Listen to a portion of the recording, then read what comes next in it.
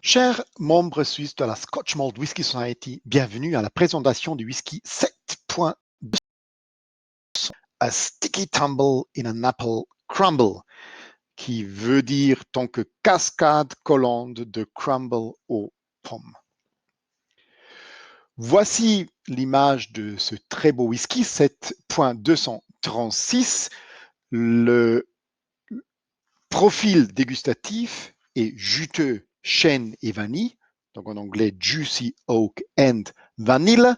Et sur la nouvelle étiquette, nous avons déjà une première idée à comprendre qu'il y a deux fûts qui entrent dans la création de ce whisky. Initial Cask ex Bourbon Barrel et après un Final Cask First Fill ex Sauternes Barrique. Si nous parlons de ce whisky, nous parlons d'un whisky de la région de Speyside,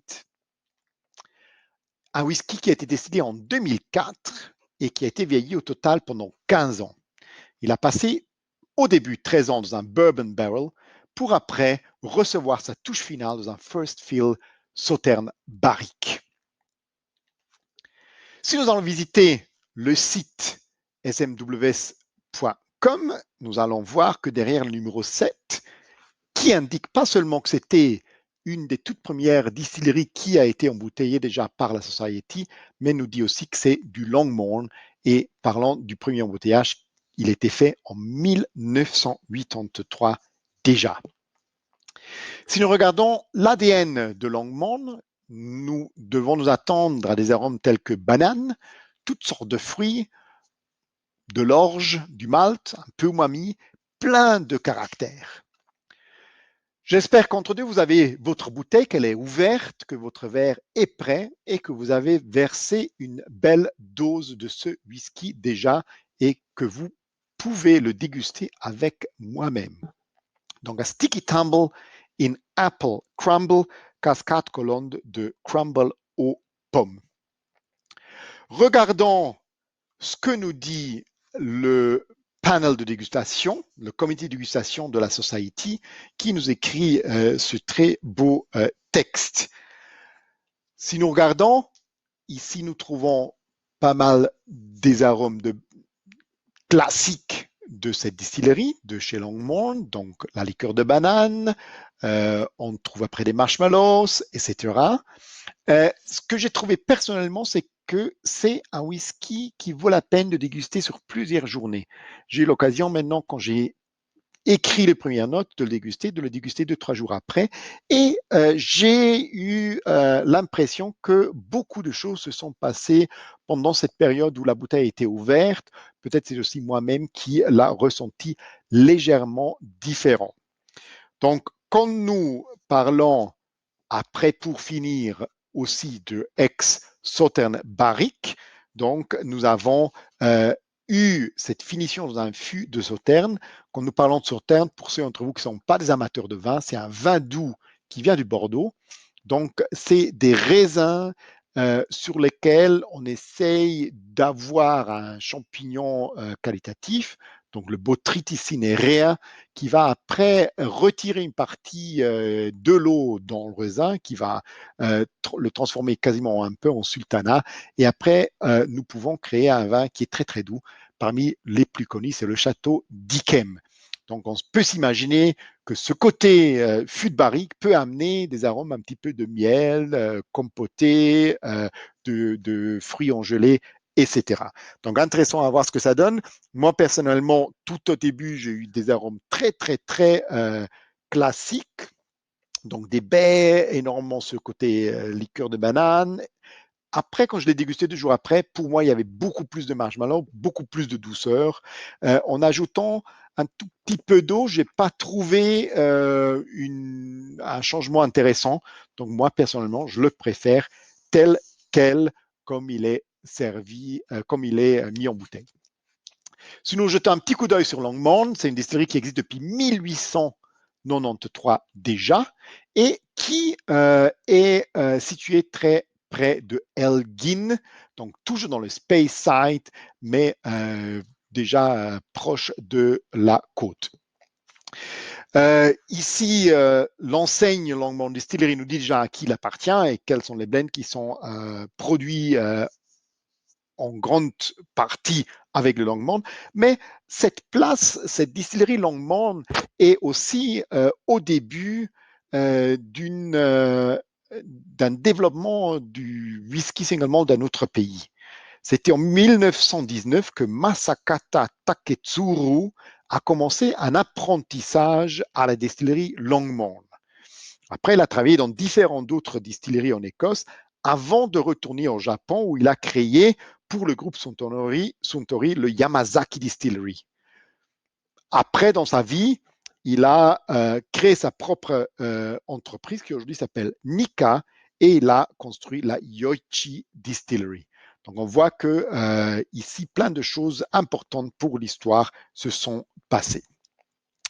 Ici, nous voyons une partie des bâtiments qui appartiennent à la distillerie Longmorn, très typique sur la gauche, un bâtiment avec une façade noire. Ce n'est pas parce qu'on ne la nettoie pas, mais ça veut dire qu'à l'intérieur, il y a vraisemblablement des fûts en maturation. C'est les vapeurs d'alcool, l'angel share, donc la part des anges qui sort, qui fait qu'un genre de champignon peut se créer sur les murs et qui se nourrit de ces vapeurs d'alcool qui sortent des fûts. C'est une distillerie assez moderne, pas la plus belle à voir, toujours encore un toit avec une pagode, mais bien sûr que le maltage ne se fait plus sur place. Jusque dans les années 80, il y avait encore un engin qui créait de la vapeur, c'était ça le moteur de la distillerie. Bien sûr qu'entre-temps, ce n'est plus le cas. Et si vous avez l'occasion de voir ce qu'on appelle un destoner, donc une machine que, après l'arrivage de l'orge maltais, va encore une fois essayer de trier un maximum ce qui sont des pierres, des petites impuretés qui sont dans l'orge maltais qui vient d'être livré. Ensuite, chez Longmorn, nous passons par un Portier's Mill. Il y a deux types, il y a soit des Portier's Mill, soit des Bobby Mills qu'on trouve en grande partie dans les distilleries en Écosse. Les deux, des moulins qui fonctionnent parfaitement. Il y a un seul monsieur Ronnie Lee, qui fait l'entretien de tous ces moulins dans les différentes distilleries, à voir ce qui se passera un jour quand lui, il va prendre sa retraite. Donc, ce qui sort après en bas, c'est le mélange entre le husk, la farine et le middle cut. Donc, c'est la densité et le grainage qu'on va essayer de rechercher qui va maintenant avoir aussi une influence sur la qualité et sur la typicité du whisky que nous pouvons produire par après. Ensuite, nous allons passer en cuve mater pour pouvoir retirer tous les sucres. Donc, on va recevoir après le wort qu'on va après transvaser dans les cuves de fermentation, dans les Washbeck, ici les différents qui sont en inox, où nous le transformons en genre de bière qui sera après distillée. La distillation se fait classique dans des alambics en cuivre, double distillation, ce qui est le standard en Écosse. Passé par le Spirit Safe, le New Make, le distillat blanc est récupéré et aussi ensuite mis à vieillir dans des différents fûts de la distillerie. Si on regarde un petit peu aux alentours de cette belle distillerie, nous avons déjà dit, c'est très proche de Elgin, donc vous êtes à un quart d'heure en bus. Vous pouvez aussi faire une très belle balade d'Elgin vers Longmorn, ça vous prend à peu près 5 quarts d'heure à pied. La petite capitale de cette région, Elgin, était le siège de l'évêque, historiquement, avant qu'il y ait eu la Réformation. Et donc, il y avait une très, très belle cathédrale qui était nommée The Lantern of the North, donc la lanterne du Nord. Aujourd'hui, on voit encore des très, très belles ruines. Ça vaut absolument la peine d'aller les visiter. C'est très beau à voir, surtout si on peut avoir une journée ensoleillée. C'est magnifique de découvrir cette partie de l'histoire locale. Pour tous les amateurs qui veulent visiter, bien sûr, c'est une très belle petite ville avec à peu près 25 000 habitants. Et c'est aussi intéressant de faire un tout petit peu de shopping. Donc, Johnston's of Elgin, une entreprise très, très, très connue. C'est une filature qui crée des tissus à base de cachemire et de la laine des mérinos. Donc, quelque chose de qualitativement très, très haut de gamme, une autre vue sur une autre partie économique de l'Écosse qui vaut absolument la peine d'aller faire un petit tour, de visiter. On peut voir des beaux produits qui sont faits à base de ces matériaux précieux sur place.